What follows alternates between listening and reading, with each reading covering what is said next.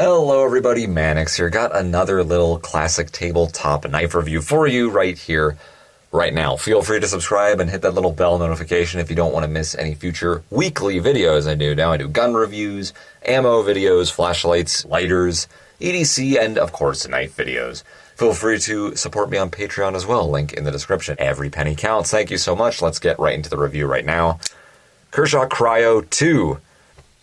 This knife was popular back in the day. I want to say 8, 9, 10 years ago. Was talked about a lot.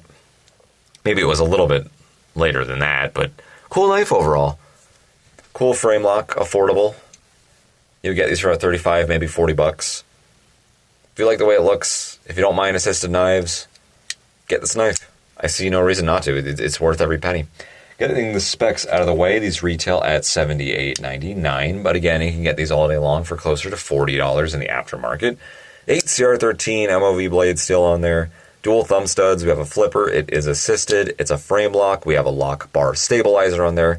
Tip up, tip down, left and right hand carry. Thank you very much. All 4 options are covered. The coating on here is what they call a titanium carbonitride. Titanium nitride, basically, is what I'm assuming it is. Handle length is 4.4 inches, blade length 3.25 inches. The overall length coming in at, from my measurements anyway, 7.65 inches.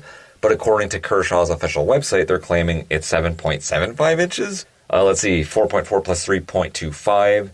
That's 7.65 according to my math, but they say 7.75. The Cryo I, if you're not familiar, or just the Cryo, is the smaller version. It should be 20% smaller than this guy right here. Let's measure this. They said 7.75 inches overall. That might just be incorrect, and I think they were wrong. About that, if you look really closely, right at the tip, right there with this janky-ass ruler, this looks closer to 7.6. 7.75 is right here. That little dot right there, that's 7.75. Right below it, we're right there. So, wrong. Not 7.75 inches. But anyway, weighs 5.5 ounces according to their website, but let's also test that out because that's not always accurate. Let's find out. What do we got here, Mr. Scale? 5.77. Oh, they claim 5.5. It's pretty heavy, actually. Pretty heavy, almost 6 ounces for kind of a medium. I'll call this a medium-sized knife. It's not medium-large. It's not large. It's not small. Medium. Will float most people's boats. So even if you have big old hands, this will probably be just big enough for you. You'll have a little bit less protruding out here, but I'd qualify this as a medium-sized folder. It's kind of slim, too. It's a slim folder. Won't take up too much space in your pocket. It's very elegant, very smooth, very simple. Not a whole lot going on here. I love the colors, love the gray and the black. Kind of like a darker gray and black, not like the silver and black, because you know, most knives, we're talking dark gray and black. Really cool, very modern looking. Looks like an expensive custom folder, doesn't it? It's a Rick Hinderer design, by the way. Speaking of which. But that titanium nitride coating really adds that look. It kind of looks like it's bead blasted. I promise you it's not. It's a tie-nye, so you don't have to worry too much about rusting. But speaking of rust, 8CR13 MOV is not the most rust-resistant blade steel, as you probably know by now. It's a very affordable steel, but it's a great steel for the money. Keeps costs down. Again, 35, 40 bucks for this. Can't beat it. It's going to get razor sharp, and it will hold an edge for an okay amount of time, but you do have to take care of it, oil it up, make sure it doesn't rust on you. Even with that tie-nye coating, still got to be careful. But again, for the money, you really can't go wrong with 8CR13 MOV. It gets razor sharp. Like the blade shape on there, simple drop point. Nice drop point. I'm not nuts about it or anything, but it's good looking. Good functional, good, okay for piercing, good for slicing, good for slashing. Overall, good blade shape. Can't go wrong there. Comfortable. It's not uncomfortable. It's not super comfortable either. It's just kind of middle of the road. Very simple design. There's not like any crazy finger choils or anything going on here. It's not an ergonomic looking knife. But some people argue the ergonomic looking knives are less ergonomic. The ones that have big old choils and stuff in them. They grab onto them and then their fingers land in just the wrong places and they're even less comfortable. How counterproductive is that? So this is more versatile. Very, very versatile knife. Versatile blade on there. Versatile shape overall. Thumb studs, and it's got a flipper. That's pretty versatile. You can go tip up and tip down carry if you want. I think it comes in tip down, but you can swap it to tip up like I did, obviously, like most of you are going to do. If you go tip down, you have even less poking out of your pocket, which is kind of nice. If you go tip up, you can see there's a good ½ inch or so of space, so a little bit more is going to be poking out there. It is a loop over clip, so that helps. Not a big deal. A little bit more to grip onto, which I kind of like. I always will go tip up. No complaints from me there. I like the steel tubes they have inside of the handle. It's kind of keeping it spaced, keeping it apart. Very elegant looking pin construction. It's cool.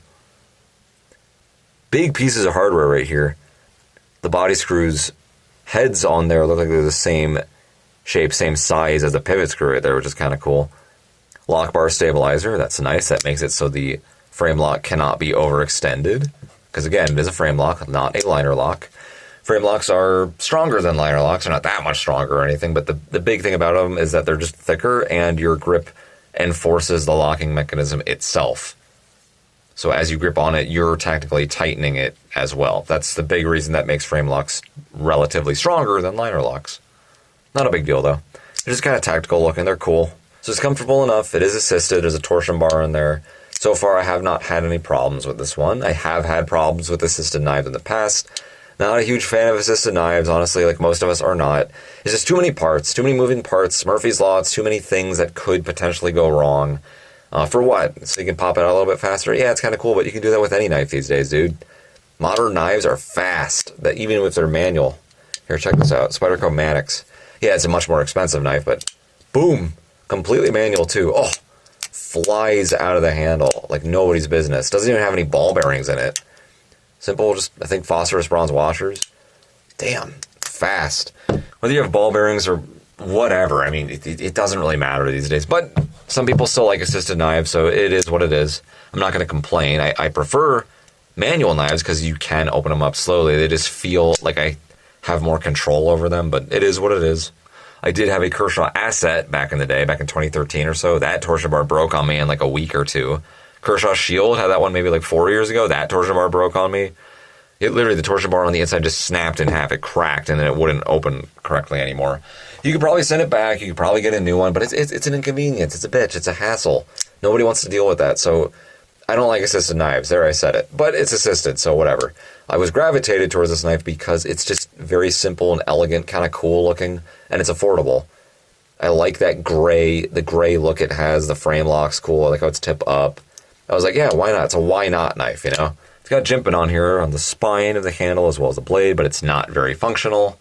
I guess it's better than not having it at all, but it's just not sharp enough. It's kind of rounded looking. It's good looking, but got more down here. Again, not exactly the most useful, but I guess on your two middle fingers right here, it's fine. Reverse grip carries just like that. They have a nice little squared off portion down here, and it's rounded, fits the human thumb pretty well. Nice guard right there. Comfortable enough. I like the thumb studs on here. They're kind of short and stout, stubby. It's like you took a regular thumb stud and just kind of squashed them. You hammered them down. But they work just as well as the flipper does. So it's versatile to open up like that. Carries fine. No problems with this pocket clip. Kind of phallic looking, but whatever. I like how it's loop over. Very simple, very covert. I kind of would have liked a thicker pocket clip, honestly, just something a little wider, something kind of cooler looking, but as far as function goes, you can't really beat this. It's fine. And because it's on such a slick surface, there's no texturing on the handle scales or anything. It's a dream slipping this in and out of your pocket, so no issues there whatsoever. And lefties rejoice. So overall, very simple, very good looking knife. It's not very extreme.